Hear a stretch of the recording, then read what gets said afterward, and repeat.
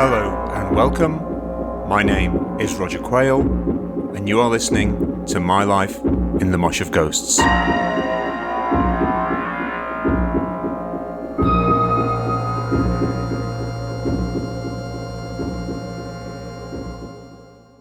Hello there and welcome back to My Life in the Mosh of Ghosts with me, your host, Roger Quayle, and thank you once again for joining me. Today's episode is about my first festival. Futurama started in Leeds in 1979, and today's podcast jumps forward a year to the second Futurama festival at the Queen's Hall in Leeds on Saturday, the 13th of September 1980. Here we go. My first festival. And I'm a little nervous. Not about playing. Clock DVA have been rehearsing hard all week, and even with the bass player tripping on mushrooms, we're sounding good. No, I'm more worried about the event itself. All my information on festivals has been gathered from lurid reports in the music press. These range from the bizarre, on-stage masturbation for the Rolling Stones at Nebworth in 1976, to the plain terrifying Sham 69's Skinhead Army clashing with the Rockers at Reading in 1978. Having grown up as a cosseted child, the nearest I've ever come to roughing it is 3 nights in an army surplus bunk bed in a freezing cottage on the Yorkshire moors, part of a school trip to Grassington. But the thought of spending a night under canvas actually horrifies me. At least Futurama 2 is indoors, I reassure myself. Named after an old bebop deluxe album, I'm disappointed to learn that my teen idol Bill Nelson has pulled out of the lineup, thus denying me the opportunity for some up-close, possibly invasive, backstage stalking.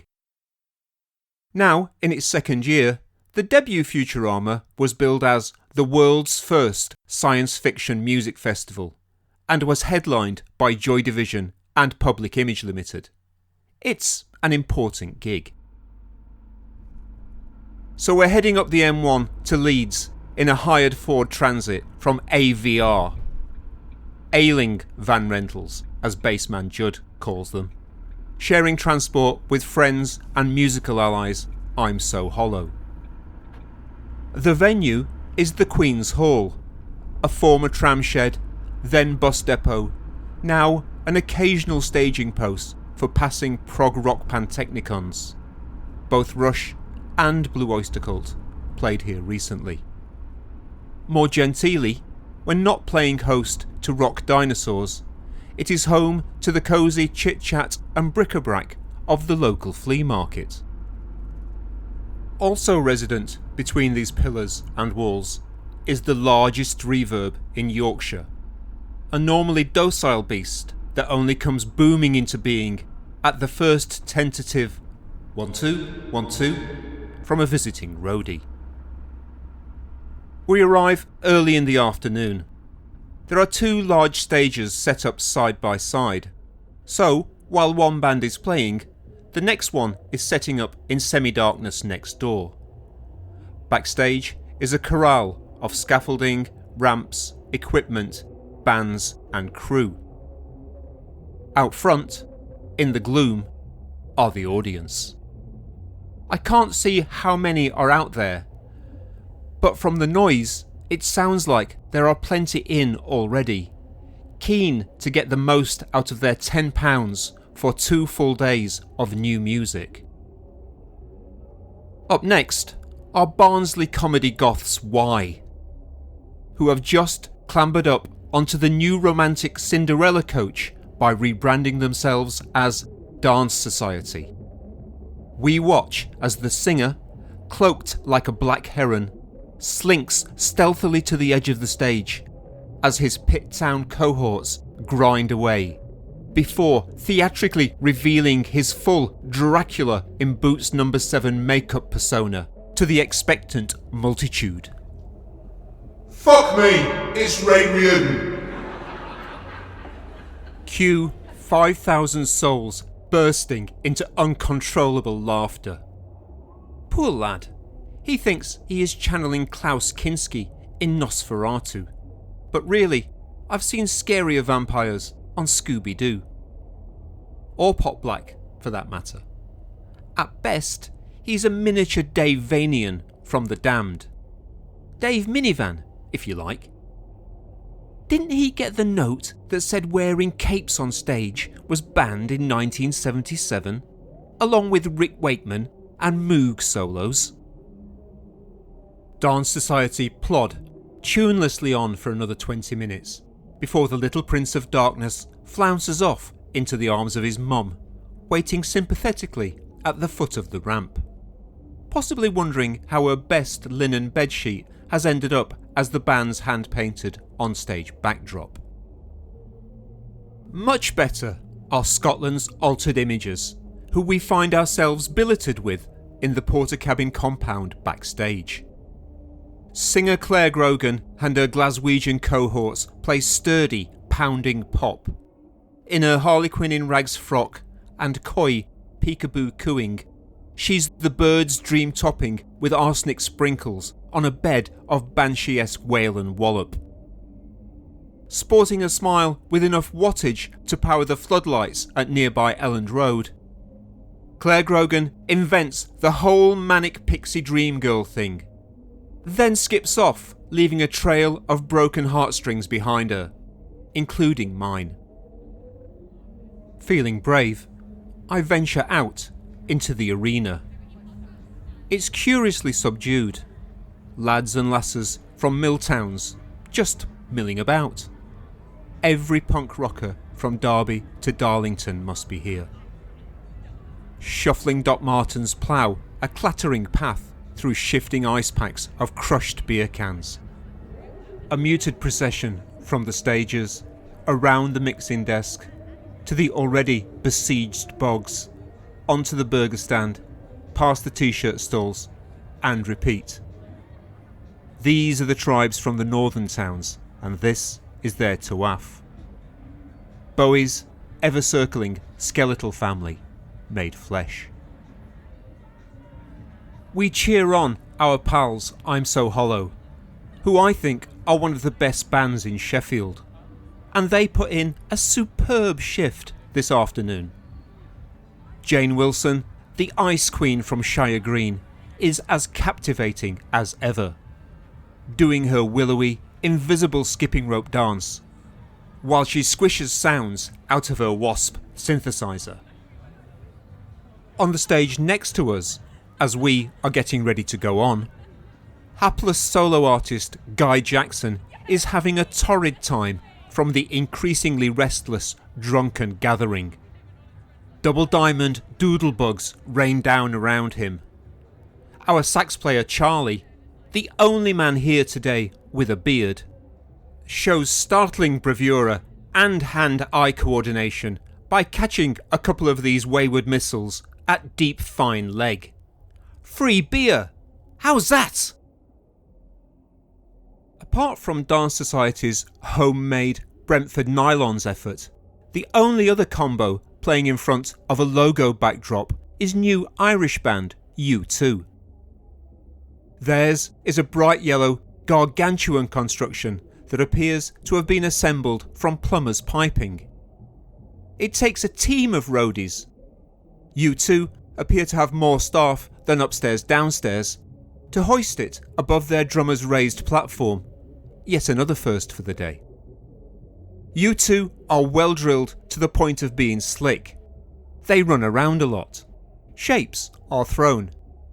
And the audience are addressed as Leeds. As in, Leeds, are you with us? We are bemused. Echo and the Bunnymen follow U2. Something they will find themselves reluctantly doing for the next 7 years or so.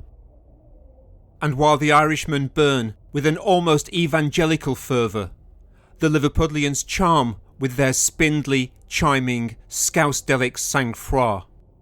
the quality of their Mersey beat is not strained. Frontman Ian McCulloch, with his tabs and his tins and his towering hair, is a pouting portrait of skinny insolence. Siggy Stardust on the rise. I decide to go back out front to try and get a good spot to watch the headliners, Siouxsie and the Banshees. The rising waters in the men's bogs have burst out into the hall, transforming it into a Euphrates of effluence. Pyramids of empty cans lurk in the murk, teetering in deference to the great gods Whitbread and Tetley. To my horror, sleeping bags are starting to appear, as fans start to search for dry, quiet corners to bed down for the night. Apparently, John Peel is here. I wonder what he's making of this. A veteran of so many festivals, he probably thinks this giant shed is fairly salubrious, given that he's possibly seen more mud and carnage than Field Marshal Haig witnessed at Passchendaele. We endure Robert Fripp and his League of Gentlemen, with their arid, precise music. Rock as technical drawing class. Looking immaculate in a suit and tie, Fripp is perched on a stool, inscrutably picking away at a big Gibson 335. Looking more like Barney Kessel sitting in on a jazz session at the Village Vanguard, than a former prog god baffling a hangar full of drunken punks in West Yorkshire. Thankfully, Siouxsie and the Banshees arrive just in time to steamroller the Queen's Hall out of its alcoholic torpor. They are simply unstoppable. Siouxsie is all cowgirl chic in a white leather fringed jacket. Somewhere, hidden under a blonde mop, John McGeoch is being endlessly inventive on electric guitar. A hirsute foil to the stoic Severin on bass. And then there is Budgie. Put simply, I have never seen anyone hit the drums as hard as Budgie does tonight. His snare is as loud and steady as an Enfield rifle in competition at Bisley. His bass drum is a seismic event. You can almost see the sound waves travelling through the crowd before thumping home into the chest. Such energy! If Budgie was a lumberjack, he'd level Sherwood Forest in a morning and still have the strength to flatten Clumber Park after lunch. I make a mental note. Join a gym. Muscle up. Be more Budgie. Deafened and deadened to the point of antipathy by a long day of unfamiliar music, the 5,000, hungry for a band they've actually seen on Top of the Pops or spotted on the cover of Smash Hits, are finally fed by Siouxsie, their saviour. Later, as we are loading the gear back into the van, which at this late stage has started to transform itself, in my weary, fevered imagination, into the last chopper out of Saigon, when who should appear but Sheffield's singing sweetheart, Pam Young. I had a major crush on Pam, but I haven't seen her around since she left Salon Graf at the end of 1979. But here she is, talking to me. It turns out Pam moved to Liverpool to work for Zoo Records, and she is here babysitting the Bunnymen. It's been great, hasn't it, Roger? Way too many bands, though. Oh, I agree, Pam. A lot of rubbish. I mean, if it had just been I'm So Hollow, DVA, Echo and the Bunnymen, and Siouxsie, I don't think anyone would be complaining. Oh no, I think you're right there, Pam. And I'll tell you what, Rog, I think that Maggie Thatcher is doing a great job for the country. Ah, you're dead right there, Pam. What? Alright, in fairness and respect to her, Pam Young said no such thing, ever. Pam could say anything, and I'd just agree with her, if I thought it might keep the conversation going a little longer. Later still, at Woolly Edge services on the M1 southbound.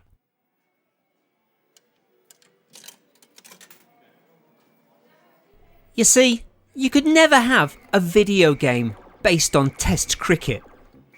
Yeah, you put 10p in and it rains for 3 days solid. I'm in the games arcade with Charlie and guitarist Paul, watching them rack up impressive scores on the Space Invaders and Galaxian machines. This is our little gang within the band, where we prefer to rave about Viv Richards rather than deconstruct Hans Richter. We played really well, and nobody chucked beer, or worse, at us. Possibly because our little lighting rig, composed of 4 small tungsten strips and a couple of strobes, rendered us almost invisible to any would-be assailants. I've survived my first festival. But had I not had an Access All Areas pass, I think I might have lasted a couple of hours max. Poor me. And I'm a little bit troubled by some of what I've seen. Why have drum kits suddenly started getting bigger again? Extra floor toms popping up like gasometers. An invading fleet of unnecessary flying saucer-sized cymbals. Rototoms like wheel rims on souped-up Cortinas. I swear we are just one gong away from a full-blown Carl Palmer revival. Also, feet are back up on monitors. Mic stands are being twirled, and so many bands, U2, Wasted Youth, Mirror Boys, Modern English, just want to be the Rolling Stones. Being the arty, pretentious northerners we are, we're more interested in being Gilbert and George than Mick and Keith. Our singer wears a cassock. I get home to my own bed at 4:30 a.m, still thinking about the folks trying to sleep in the Queen's Hall, amid the stench of puke, piss, farts and stale beer. Their reward? Hazel O'Connor and Gary Glitter on Sunday night. I don't want to be in their gang.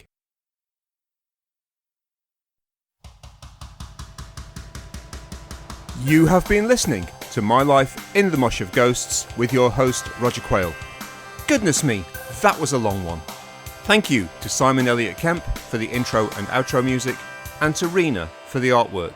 Join me again next time for another episode from My Life in the Mosh of Ghosts. This is Roger Quayle saying thank you and bye-bye.